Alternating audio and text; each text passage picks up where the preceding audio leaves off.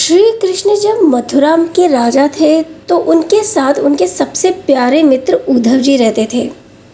देखने में वे बिल्कुल भगवान के जैसे ही थे। ज्ञान तो उन्हें देवताओं के गुरु बृहस्पति जी से प्राप्त हुआ था।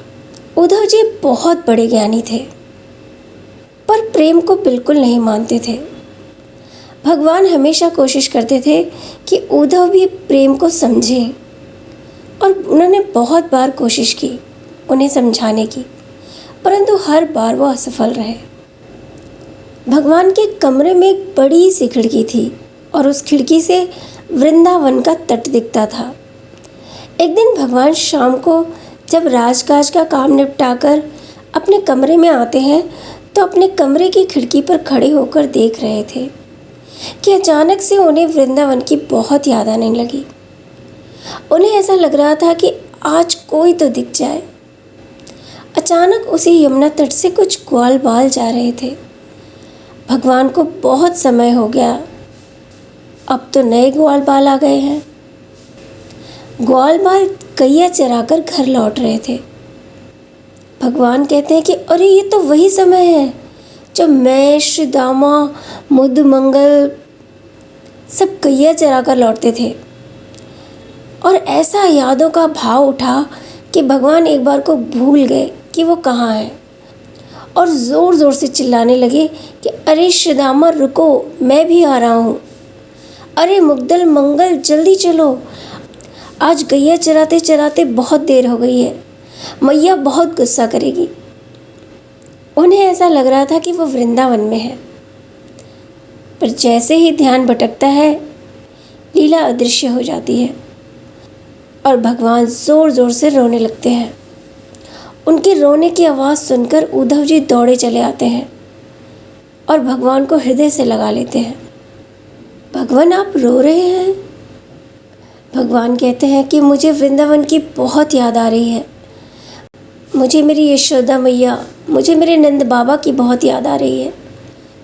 मुझे गोपियों की याद आ रही है, और सबसे ज़्यादा दुख तो मैंने अपनी राधे को दिया है। जाने कितनी देर तक भगवान राधे राधे राधे राधे कहकर रोते रहे, पर उद्धव जी पर ज़रा सा भी असर नहीं हुआ। उद्धव जी कहते हैं भगवान इसमें रोने की क्या बात है? आप उन अनपढ़ गंवार ब्रजवासियों को ज्ञान से समझा सकते हैं।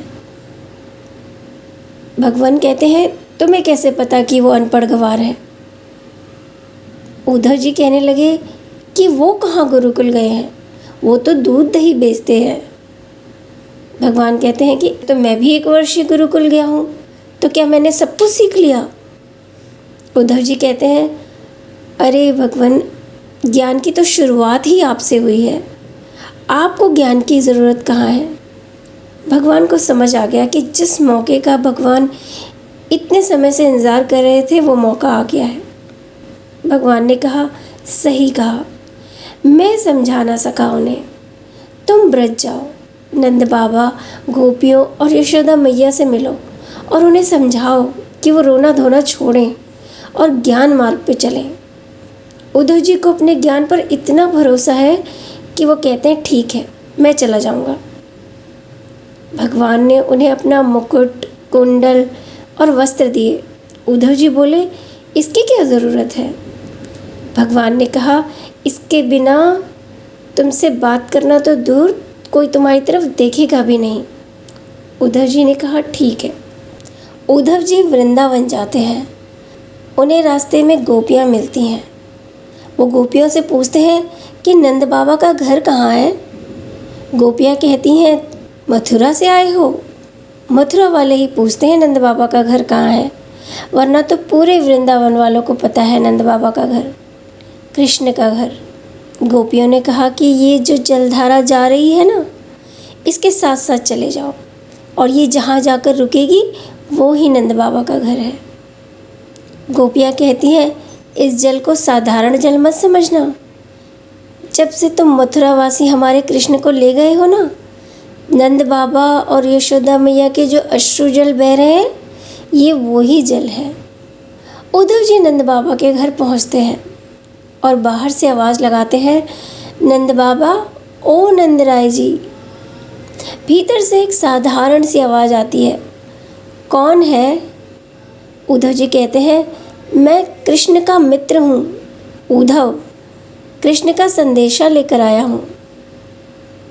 एक दुबला पतला सा व्यक्ति बाहर आता है, आंखें अंदर तक धंसी हुई, और कांपती हुई आवाज़ में कहा, कहो, मैं ही नंदराय हूँ। ठाकुर जी ने जो हुलिया बताया था नंद बाबा का, उससे ज़रा भी मेल नहीं खा रहा था। उद्धव जी नंद बाबा के चरण छूते हैं और कहते हैं, माफ़ करना बाबा, मैं आपको पहचान न सका।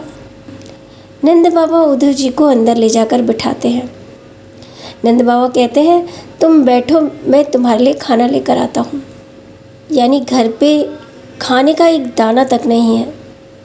और जब नंद बाबा खाना लाने बाहर जाते हैं, तब उद्धव जी की नज़र रसोई की तरफ पड़ती है। रसोई घर में जाले लगे हुए हैं, मानो जब से कृष्ण गए हैं तब से वहाँ खाना ही नहीं बना है। नंद बाबा उद्धव को भोजन करवाते हैं और कहते हैं कि तुम थक गए होगे, थोड़ा आराम कर लो। उद्धव जी कहते हैं, अरे बाबा, बात नहीं करोगे क्या?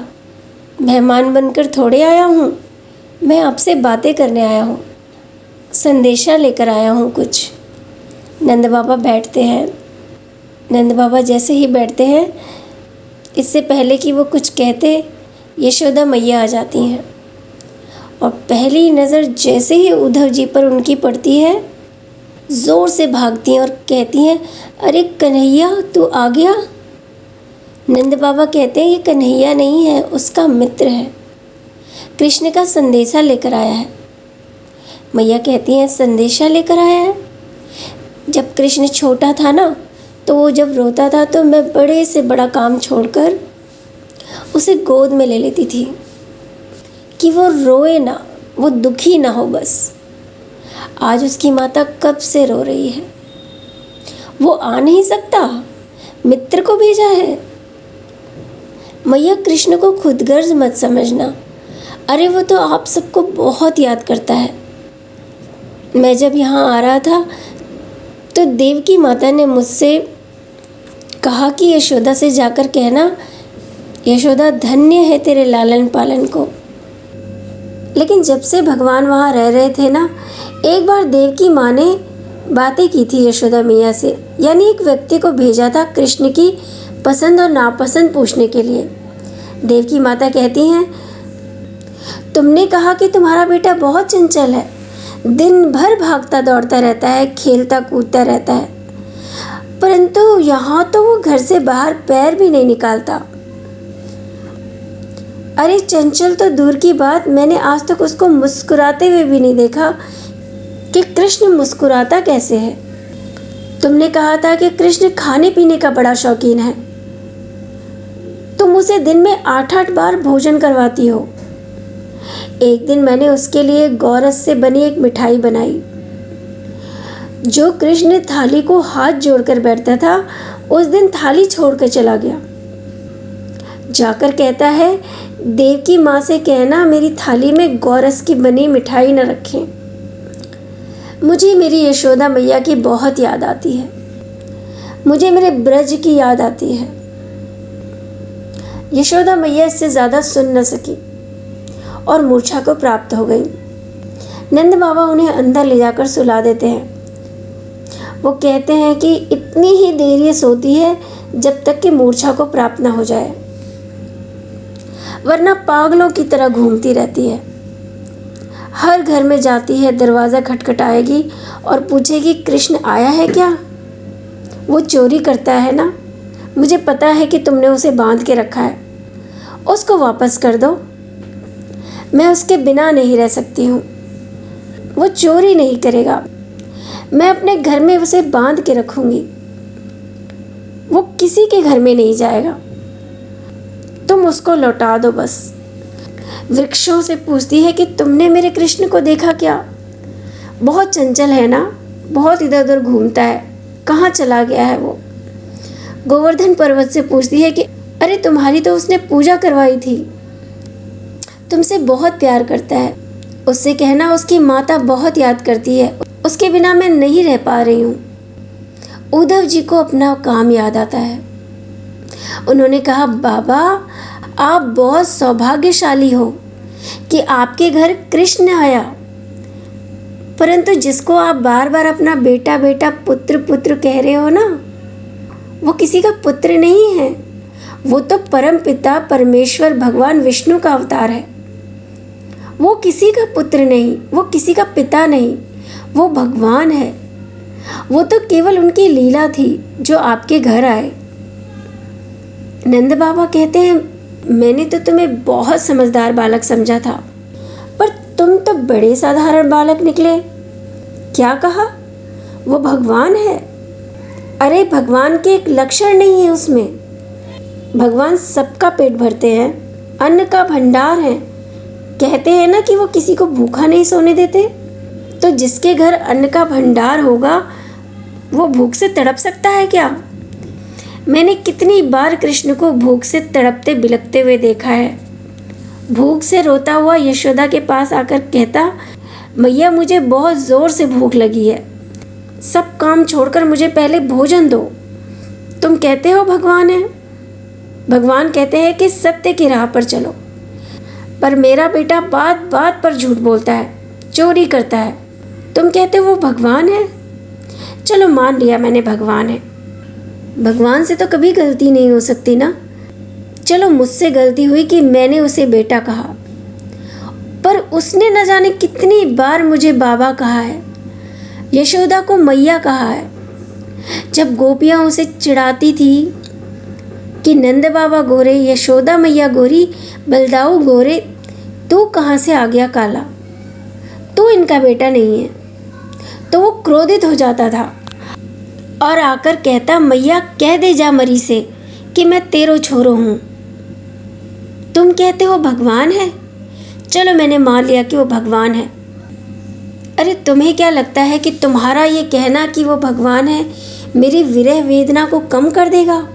उद्धव जी बोले, आप ये रोना धोना छोड़कर ज्ञान की राह पर चलिए। नंद बाबा कहते हैं कि तुम ज्ञानी जन एक ही बात समझाते हो ना कि कोई गलत राह मत चुनो। दुख आए, संकट आए, हर कोई साथ छोड़ देता है, पर अगर कोई साथ देता है तो भगवान। नंद बाबा ने कहा, मैं आज तक इस बात से दुखी था कि मेरे बेटे ने मेरा साथ छोड़ दिया। कोई बात नहीं, बहुतों के बेटे होते हैं जो अपने माता पिता को छोड़ देते हैं, पर भगवान तो है ना। भगवान के सहारे जीता हूँ, यही सोचकर जी रहा था आज तक। पर तुमने मुझे ये क्या बताया? तुमने कहा कि वो मेरा बेटा नहीं, वो भगवान है। यानी भगवान मेरा घर छोड़ के चले गए। जिनके सहारे में जी रहा था वो ही मुझे छोड़ के चले गए। तो अब किसके लिए जीऊं? तुमने तो मुझसे मेरे जीने की उम्मीद ही छीन ली। अरे अब तक तो मैं इतना दुखी नहीं था ये सोचकर कि मेरा बेटा छोड़ के चला गया है, पर अब तो इतना ज़्यादा दुख है कि कितने पाप किए होंगे मैंने, पता नहीं, कि भगवान मेरा घर छोड़ के चले गए। अब उद्धव जी को एक शब्द नहीं सूझ रहा था। क्या सूझे भी? सब यही कहते हैं कि हम तो यही कहते थे कि सब साथ छोड़ देता है, पर भगवान नहीं साथ छोड़ते, उनके सहारे जियो। परंतु उद्धव जी ने कहा कि उनके हिसाब से तो भगवान ही नंद बाबा का घर छोड़ के चले गए, अब वो किसके सहारे जिए? उद्धव जी वहाँ से बिना कुछ कहे चले आते हैं। कोई जवाब नहीं मिल रहा है। सारी ज्ञान की बातें धरी रह गई उनकी। थोड़ी दूर जाते हैं कि गोपियाँ दिखती हैं, उनसे मिलते हैं। गोपियों ने उन्हें बिठाया। गोपियाँ कहती हैं, कृष्ण ने भेजा है ना तुम्हें? उद्धव जी कहते हैं, तुम्हें कैसे पता? बोली, ये कपड़े कृष्ण ने पहनाए होंगे तुम्हें, ये कुंडल, ये मुकुट और ये पीताम्बर। उद्धव जी ने कहा, हाँ कृष्ण ने पहनाया है मुझे। गोपियाँ कहती हैं, तो वो हमें क्या अपना ऐश्वर्य दिखा रहे हैं? बहुत गुस्सा है उनके अंदर, बहुत ज़्यादा प्रेम करती हैं वो भगवान से, और भगवान उन्हें छोड़ कर चले गए। वो कहती हैं कि हमें अपना ऐश्वर्य दिखा रहे हैं कि वो अब राजा बन गए हैं। उद्धव जी कहते हैं इसमें क्रोधित होने वाली क्या बात है? अरे कृष्ण ने तो संदेशा भेजा है तुम्हारे लिए। उन्होंने कहा है कि ये रोना धोना बंद करे, ये रोना धोना छोड़कर ज्ञान की राह पे चले। गोपियाँ कहती हैं ज्ञान मार्ग पर चले, उससे क्या होगा? उद्धव जी ने कहा अरे क्या होगा? कल्याण होगा, स्वर्ग की प्राप्ति होगी। गोपियाँ कहती हैं ठोकर मारते हैं ऐसे स्वर्ग को हम, जो हमें कृष्ण से दूर कर दे। अगर कृष्ण प्रेम में रहने से हमें नरक की प्राप्ति होगी तो जन्मों जन्मों तक नरक में रहने को तैयार हैं हम। उसके प्रेम को तो हम नहीं छोड़ने वाले। अगर आपकी बात मान भी लें तो आपने कहा मन ज्ञान मार्ग पर लगाओ, ठीक है, दिल ज्ञान मार्ग पर लगता है ना, लेकिन वो तो हमारे पास है ही नहीं, क्योंकि दिल तो हम सभी ने कृष्ण को दे दिया। अब जाकर ला दो कृष्ण से हमारा दिल, तो हम उसे ज्ञान मार्ग पर लगा लेंगे। गोपियाँ कहती हैं कि आप तो बड़े ज्ञानी हो ना। एक बात बताइए, संसार में ऐसी कौन सी प्रीति होती है जो जीवन भर रहती है, और ऐसी कौन सी प्रीति है जो बहुत जल्दी नष्ट हो जाती है? उद्धव जी कहते हैं जिसमें स्वार्थ होगा वो जल्दी नष्ट हो जाएगी, और जो प्रेम निस्वार्थ भावना से किया जाएगा वो जीवन भर रहेगा। गोपियों ने कहा कि हमने तो कोई स्वार्थ नहीं रखा। अरे हमें पता है कि आप ये ज़बरदस्ती की बातें करने आए हैं। एक गोपी दूसरी से कहती है ज़रूर इसको कंस के मित्रों ने ही भेजा होगा। कंस की तो मृत्यु हो गई, तो उसका श्राद्ध है, ज़रूर ये मांस लेने आया है। दूसरी गोपी ने कहा परंतु यहाँ मांस कहाँ है? तो पहली गोपी ने कहा अरे सबको अच्छे से पता है कि कृष्ण के जाने के बाद हम सब मृत से घूम रहे हैं, सबकी मृत्यु हो गई है, मानो सब जीने को जी रहे हैं, शमशान घाट बन गया है वृंदावन। दूसरी गोपी कहती है अगर ये हृदय मांगेंगे तो तुम अपना हृदय दे दोगी क्या? पहली गोपी बोली क्यों नहीं, अरे मामा के श्राद्ध में भांजा भी तो होगा, सारे कामकाज तो वही देख रहा होगा, हम उससे नहीं मिल सकते तो क्या? हमारे हृदय को देखते ही वो पहचान जाएगा कि ये किस गोपी का हृदय है। उद्धव जी कहते हैं अभी तो गुस्सा हो रही थी कि राजा बन गए हैं, ऐश्वर्य दिखा रहे हैं, और अभी उसके लिए इतना बड़ा त्याग करने को तैयार हो गई कि केवल उसी को प्यार करती हैं, उसी से प्रेम करती हैं। गोपियों ने कहा कि यही तो प्रेम है, कार्य को छोड़ो जा सके पर कार्य की कथा ना छोड़ी जाए। यानी वो साथ नहीं है परंतु उनकी बातें नहीं बंद कर सकते, वही तो जीने का आधार है हमारा। गोपियाँ कहती हैं कि हमारी बातें नहीं समझ आ रही होंगी, आपको लगता है कि हम सब पागल हैं, यही लगता है ना? सब यही कहते हैं कि हम पागल हैं, पर हमें किसी को समझाना नहीं, क्योंकि हमारी बातें या तो हम समझते हैं या फिर कृष्ण समझता है। उद्धव जी के पास कोई जवाब नहीं होता, वो तो निशब्द रह जाते हैं और चुपचाप वहाँ से भी उठकर पागलों की भांति मथुरा की ओर प्रस्थान करते हैं। उनका हृदय अंदर से दहल उठा, उनकी सारी ज्ञान की बातें धरी की धरी रह गईं। उद्धव जी जब मथुरा पहुँचते हैं तो ठाकुर जी के कमरे में जैसे ही प्रवेश करते हैं, भगवान कहते हैं अरे उद्धव, आने में बड़ी देर कर दी। उद्धव जी कहते हैं कृपालु, दयालु, करुणानिधि, ये सारे मनगढ़ंत नाम हैं आपके, ये आपने खुद से रखे हैं। भगवान कहते हैं मेरा तुम्हें वृंदावन भेजना सफल हुआ, क्योंकि इस लहजे में तो केवल गोपियाँ मुझसे बात कर सकती हैं, और किसी की तो हिम्मत ही नहीं कि वो मुझसे इस लहजे में बात करे। और उद्धव जी भगवान से गले लगकर रोने लगते हैं। आज की कथा यहीं समाप्त होती है। राधे राधे, जय श्री कृष्ण।